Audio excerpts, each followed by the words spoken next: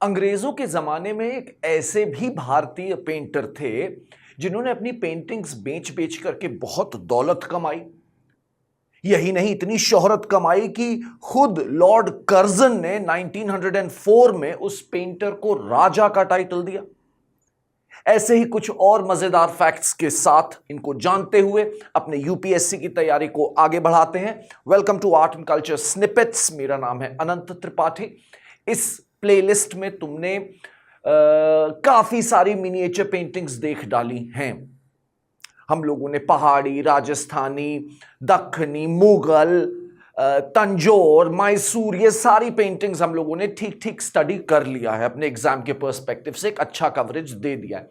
अब हम लोग थोड़ा सा क्रोनोलॉजी में मेडिवल इंडिया से आगे बढ़ रहे हैं और अर्ली मॉडर्न टाइम्स की बात हम यहां पर लेकर के आ रहे हैं। आज की तारीख में हम लोग जानने वाले हैं कंपनी कलम और the company style of painting that we notice.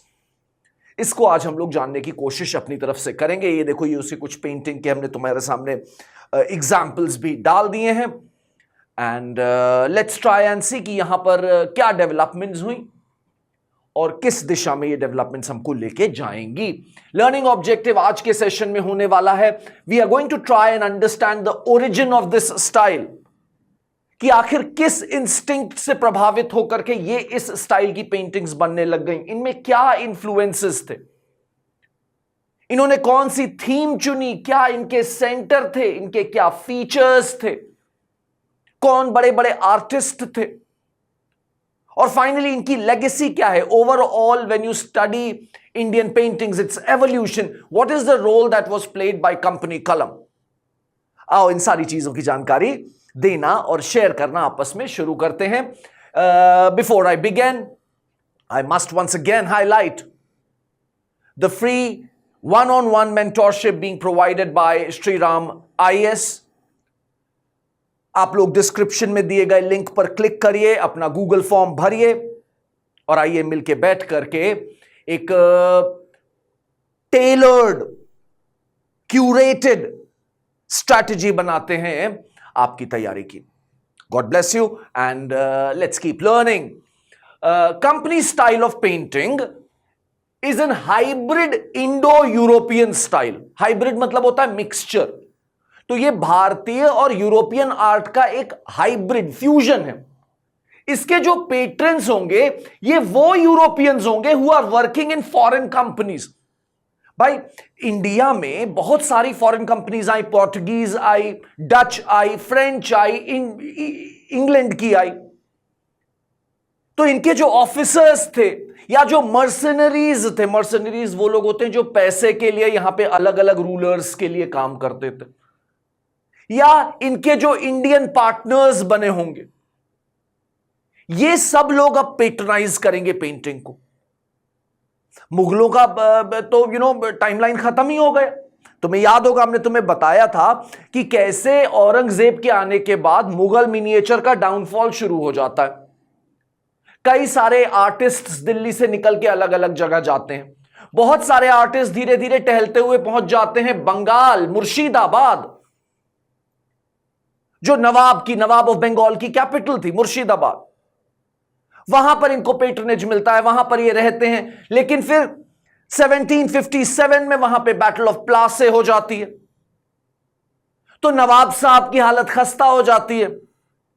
अंग्रेज नए पावरफुल लोग बन करके पैदा निकल के आते हैं और धीरे धीरे यही अंग्रेज अपॉइंट किए जाते हैं वॉरेन हेस्टिंग्स और लॉर्ड कॉर्नवालिस के द्वारा अलग अलग डिस्ट्रिक्ट्स में।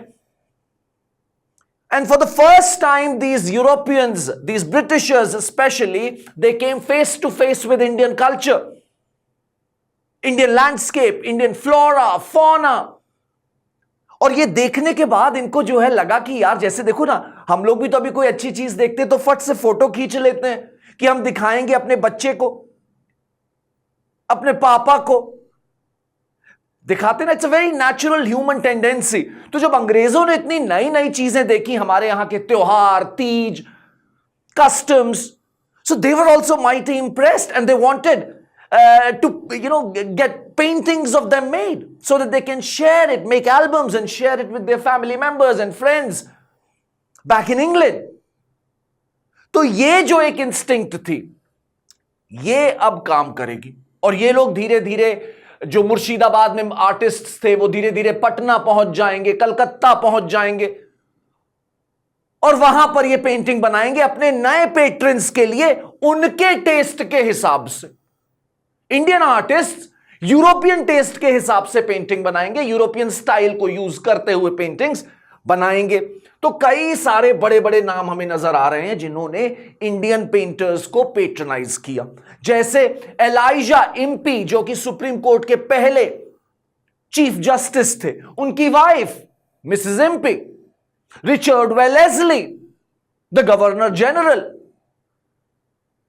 ऐसे करके Thomas Metcalfe, these guys hired Indian painters to paint albums of Indian themes. This style is known as company kalam या company style of painting. The timeline is 1750s to 1850s. इस दौरान हमको ये painting सबसे ज्यादा देखने को मिलेंगी। इनका जो बेसिक इंस्टिंक्ट, जैसा मैंने तुम्हें समझाया, the idea was to get a visual record of everything Indian, whatever they found unique. हमारे वहां के पशु पक्षी, पेड़ पौधे, लोग, they were fascinated by our costumes, Europeans. तो उन सबको स्टाइल, हमारा आर्किटेक्चर, हमारी बिल्डिंग्स जैसे कि ताजमहल, जैसे कि रेड फोर्ट, ये सब इन लोगों ने इनकी ड्राइंग्स बनवाना शुरू किया। They preferred, the Europeans, they preferred a naturalistic style. Nature से इंस्पायर्ड, जैसी जो चीजें हैं वैसी ही दिखाई जाए, डॉक्यूमेंट्री स्टाइल। अगर आर्किटेक्चर दिखा रहे हो तो आर्किटेक्चर को एग्जैक्ट दिखाओ जैसा है वो। अगर कोई पशु पक्षी दिखा रहे हो तो उसको वैसा ही दिखाओ जैसा कि वो है। The idea was they were influenced by naturalism and they wanted to use documentary style। जैसे देख रहे हो, ये देखो एक पेंटिंग, बैट बनाना है तो उसको एकदम कोशिश करो कि एकदम रियलिस्टिक, नेचुरलिस्टिक बना के दिखाओ। इस तरह की जो पेंटिंग्स बन के आ रही हैं, इन्हीं को कहा जाएगा कंपनी कलम। They rejected symbolic and stylised form. जो इंडियन पेंटर्स सिंबॉलिक फॉर्म देते थे चीजों का, सिंबल होता था भाई जैसे भक्ति का या राग का, तो वो सिंबलिज्म साइड में हटाई जा रही है। और कहीं ना कहीं जो स्टाइलाइज्ड फॉर्म थे कि भाई सारी औरतें ऐसी दिखेंगी, वो स्टाइलाइज्ड फॉर्म भी हट रहा है। अब हमें रियलिज्म देखने को मिलेगा। आइए आगे बढ़ते हैं बात को लेकर के। तो कंपनी स्टाइल जो पेंटिंग होगी, इसमें तुम्हें हमने बताया it's a hybrid of Indo European style. Indo style में क्या आ जाएगा? इंडियन स्टाइल में आएगा राजपूत और मुगल प्राइमरीली, थोड़ा बहुत दक्खनी भी आएगा, पहाड़ी भी आएगा, तंजौर भी आएगा, मैसूर भी आएगा, लेकिन प्रीडोमिनेंटली मुगल और राजपूत इंफ्लुएंस मिलके बनेंगे इंडियन कंपोनेंट। और इसको ही हम यूरोपियन आर्ट से फ्यूज करेंगे और वही निकल के आएगा वही निकल के आएगा कंपनी कलम। So Indian miniature detailing with European realism. जिस तरह से आर्ट इंडियन मिनिएचर के टाइम पर हो रही थी वो कंटिन्यू करेगी, लेकिन अब उसमें यूरोपियन रियलिज्म का एलिमेंट आ जाएगा। क्या क्या यूरोपियन इंफ्लुएंस हमें देखने को मिलेगा? सबसे पहले याद रखना, यही अपने आंसर्स में लिखना है, यूज ऑफ वाटर कलर्स। जो भारत के मिनिएचर में ओपेक पिगमेंट्स यूज हो रहे थे, मिनरल्स के या वेजिटेबल डाइज यूज हो रही थी, तो वो सारे ओपेक पिगमेंट्स इन्होंने इंडियन मिनिएचर के हटा दिए। उसकी जगह अब ये क्या लेकर के आ रहे हैं? Water based colours. Water based colours हमें देखने को मिल रहा है। फिर हमें देखने को मिल रहा है शेडिंग का इस्तेमाल काफी हो रहा है। इंडियन मिनिएचर पेंटिंग्स के बाकी वीडियोस तुमने देखे होंगे, उसमें देखना, नोटिस करना, शेडिंग जैसी चीज नहीं हो रही थी। एक कलर का एक ही शेड था जो इस्तेमाल हुआ था। यहां पर हमें शेडिंग दिख रही है, एक ही कलर के अलग अलग शेड्स, हल्का गाढ़ा ऐसे करके। पर्सपेक्टिव का कंपोनेंट आ जाएगा। मतलब अगर तुम इस एंगल से देख रहे हो सब्जेक्ट को, अगर जैसे मान लो तुम एक बगीचा बना रहे हो, तो अगर तुमने उसको इस पर्सपेक्टिव से देखना शुरू किया है, एक पेड़ ऐसे बनाया है, तो पूरा पर्सपेक्टिव फिर कांस्टेंट रहेगा। अब इसी पर्सपेक्टिव से देखते हुए तुम्हें सारी चीजें बना के देनी। अपना तुम पॉइंट ऑफ विजुअलाइजेशन चेंज नहीं कर सकते हो कि एक तो हम यहां से देख रहे हैं, फिर हम एक थोड़ा ऊपर से देख के कुछ और बना दे रहे हैं। पर्सपेक्टिव कांस्टेंट रखा जाएगा। और European technique of four shortening use करेंगे ये लोग। मतलब जो चीजें बैकग्राउंड में है उनको थोड़ा छोटा बनाना, ताकि लगे कि वो डेप्थ में है, जैसे पेंटिंग में डेप्थ है, वो देने के लिए ये लोग फोर शॉर्टनिंग यूज करेंगे। और शेडिंग का यूज करके भी बहुत अच्छी फोर शॉर्टनिंग दी जाएगी। तो ये हो गए कुछ कुछ यूरोपियन टेक्निक्स जो अब यूज में आएंगी। इनका यूज करेंगे इंडियन आर्टिस्ट्स। और थीम क्या होगी? एवरीथिंग विच इज इंडियन, वो बनाया जाएगा। चाहे वो त्योहार हो, चाहे वो हमारे वहां के जानवर हो, या हम खुद हो, एवरीथिंग। सेंटर्स क्या होंगे इसके? देखो सेंटर्स भी थोड़ा सा जान लेते हैं। शुरुआत इसकी मुर्शिदाबाद से हुई थी, मैंने बताया तुम्हें। लेकिन मुर्शिदाबाद से निकल के फिर ये लोग बाकी जगह चले गए, और धीरे धीरे जो प्रोमिनेंट सेंटर्स निकल के आ रहे हैं वो है Calcutta of course, Madras of course, Banaras with its temples and Ghats. बड़ा फेवरेट थीम पटना। पटना कलम एक अपने आप में एक सब स्टाइल है, सब स्कूल है। दिल्ली और लखनऊ का एरिया, तंजौर साउथ इंडिया से, ये सारे इसके प्रोमिनेंट सेंटर्स होंगे। ये पेंटिंग्स बनाई जाएंगी हैंडमेड पेपर पे, आइवरी पे, या माइका शीट्स पे बनाई जाएंगी। ठीक है, देखो कुछ उदाहरण भी देख लो। देखो कितनी खूबसूरत खूबसूरत पेंटिंग्स हैं। ये इंडियन आर्टिस्ट्स बना रहे हैं using European techniques, but themes are absolutely Indian. ये देखो हमारे लोग बनाए जा रहे हैं, इनमें कोई एक स्टाइलाइज्ड फॉर्म नहीं है। रियलिज्म, डॉक्यूमेंट्री स्टाइल तुम्हें देखने को मिल रही है। जो जैसा है उसको वैसा ही दिखाने की कोशिश। ये देखो तंजौर से आ रही है कंपनी स्टाइल की पेंटिंग। वहां पे जो सिल्क वीविंग होती है उसको इन्होंने पेंट करके दिखा दिया। Fascinating, isn't it? Notable artist अगर बात करें तो हमें नाम पता चल रहा है बच्चे, गुलाम Ali Khan. He is considered as the last royal painter of Mughals. Bahadur Shah Zafar के जमाने में थे, लास्ट रॉयल पेंटर। और फिर इन्होंने, क्योंकि भाई मुगल्स तो यार जानते हैं उनकी तो मतलब ताकत खत्म ही हो गई थी, तो अब इनको नए पेट्रन्स मिल गए थे ईस्ट इंडिया कंपनी के ऑफिशियल्स, जैसे कि थॉमस मेटकाफ। तो हमें बताया जा रहा है गुलाम अली खान और उन्हीं के खानदान से मजहर अली खान। थॉमस मेटकाफ ने एक बुक बनाई, दिल्ली बुक, जिसमें पेंटिंग्स थी दिल्ली और लखनऊ के आसपास के बड़े बड़े इमारतों की और लैंडस्केप्स की। यह पेंटिंग इन्हीं दोनों लोगों ने बनाई है। ये इनका सबसे फेमस काम माना जाता है। देखो जैसे एग्जाम्पल देखो, ये रेड फोर्ट, ये रेड फोर्ट का लाहौरी दरवाजा,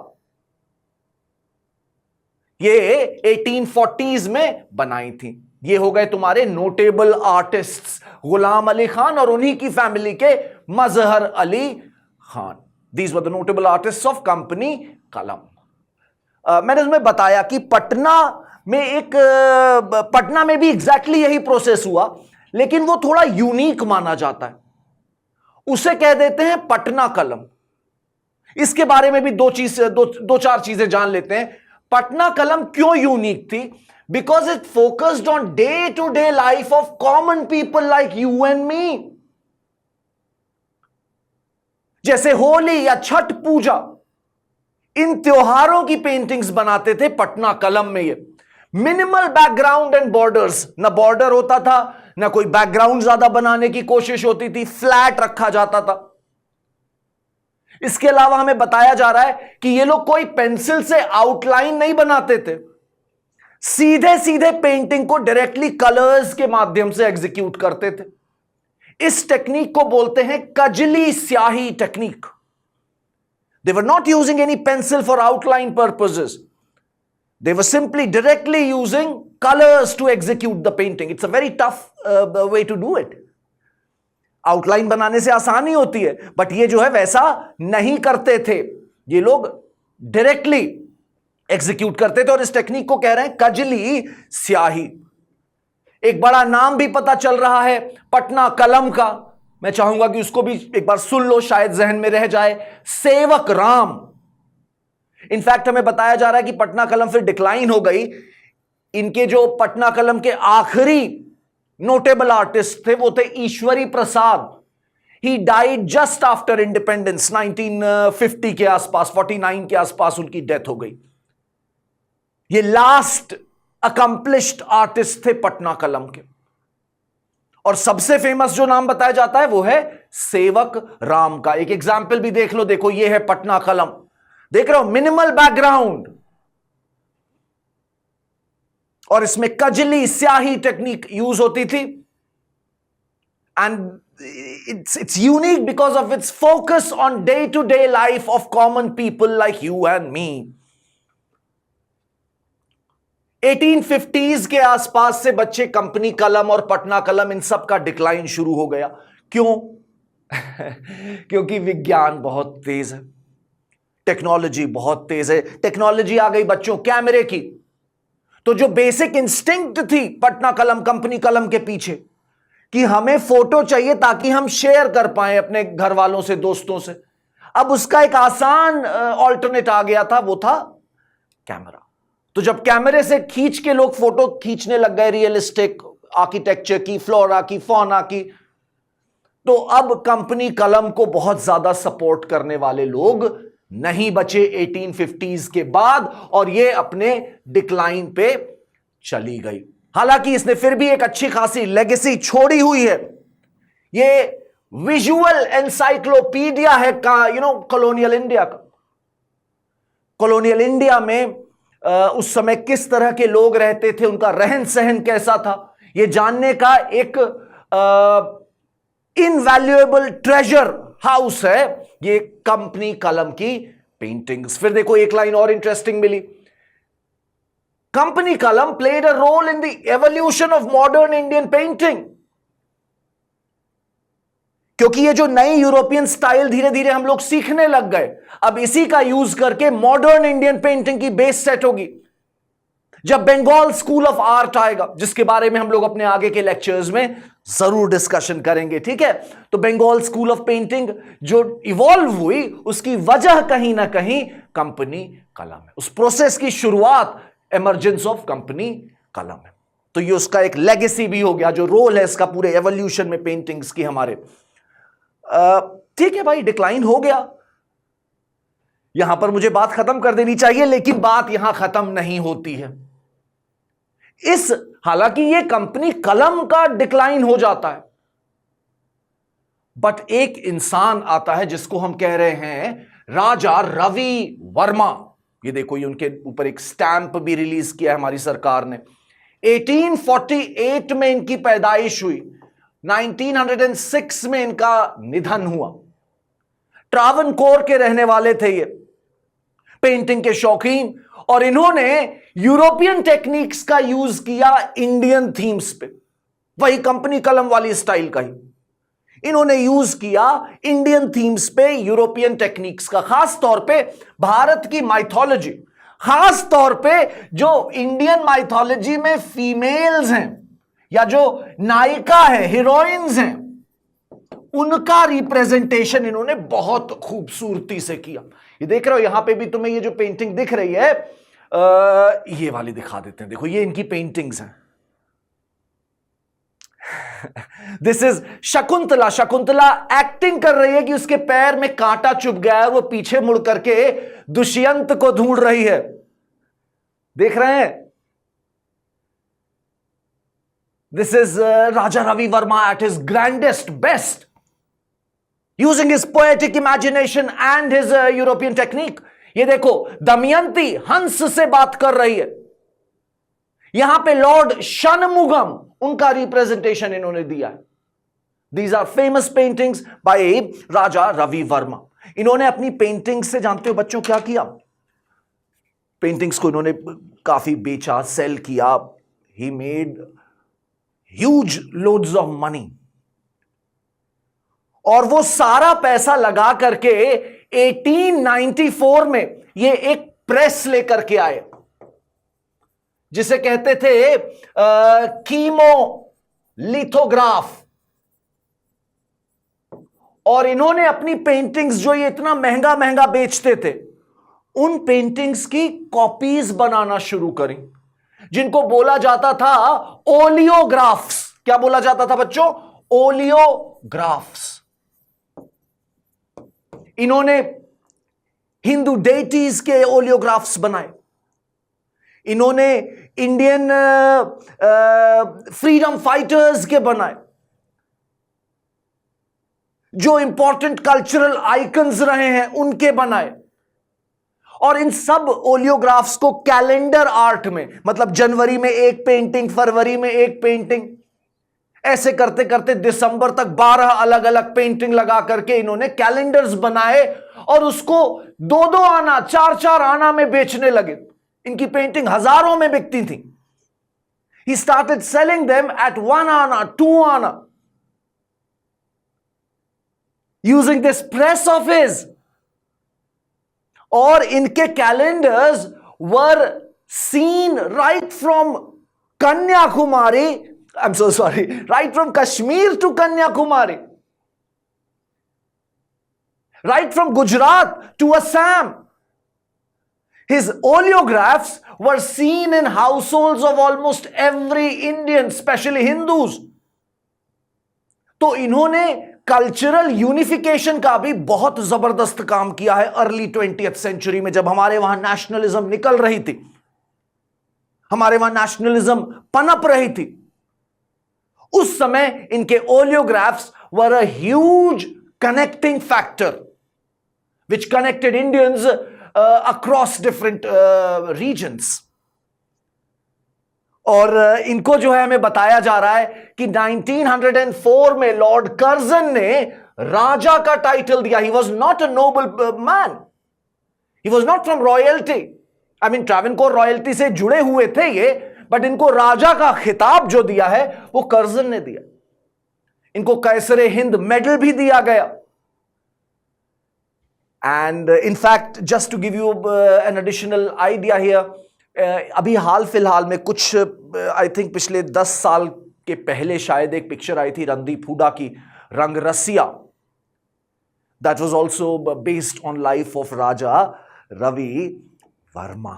A fascinating character. I hope you liked the class. I'll see you in the next one.